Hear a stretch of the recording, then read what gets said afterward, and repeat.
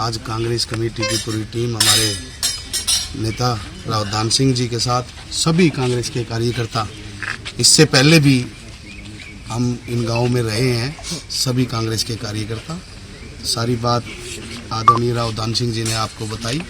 मैं तो एक ही बात कहना चाहूँगा कि कांग्रेस का एक एक कार्यकर्ता इस आपदा में प्रत्येक गांव के लोगों के साथ खड़ा है और मैं आपके माध्यम से कहना चाहूँगा कि सरकार को इसमें बहुत ठोस कदम उठाने की ज़रूरत है।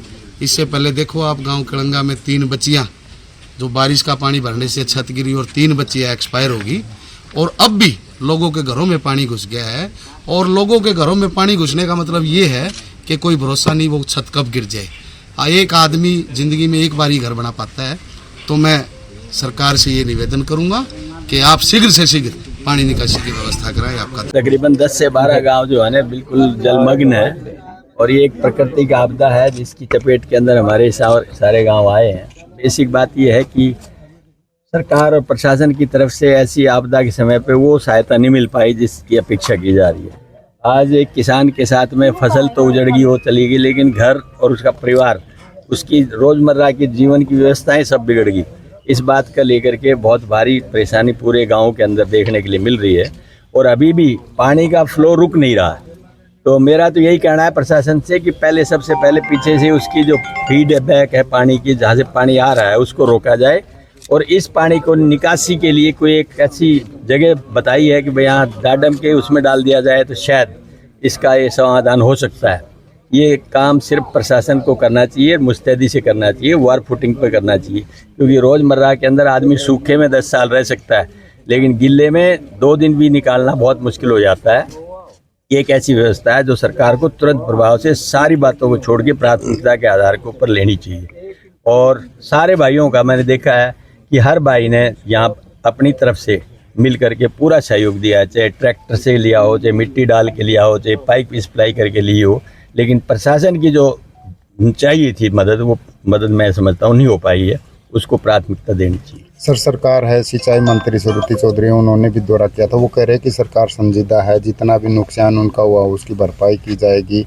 विपक्षी राजनीति नहीं है ये, मैं खाली अपने यहाँ की बात नहीं कर रहा। अगर ये इनकी कहने की बात करते हैं तो इनके भाजपा सरकार ने जहाँ डबल इंजन सरकारें भी रही है, वहाँ पंजाब के अंदर क्या हुआ है उनका, और दूसरी जगह पे जहाँ पानी की चपेट आज तक लगी है उन्होंने क्या किया है। 1600 करोड़ रुपए की घोषणा कुल दी है, जबकि वहाँ 1900 गाँव इफेक्टेड है और जिनमें 20 से 30 हज़ार करोड़ की उनकी मांग थी।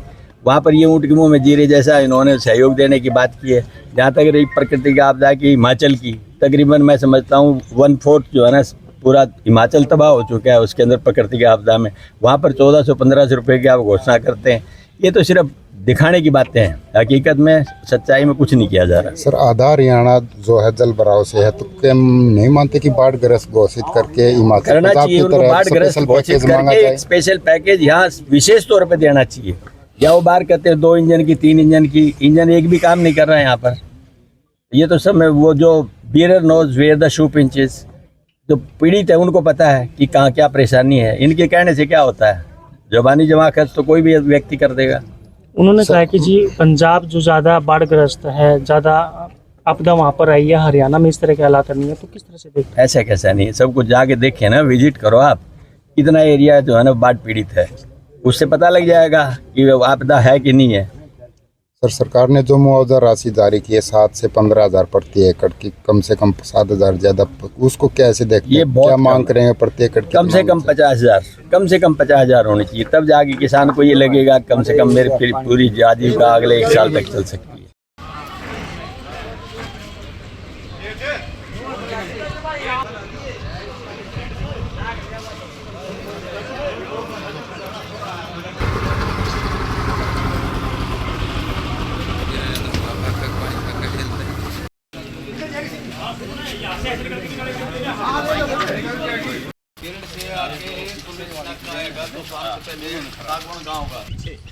ये बागन वाला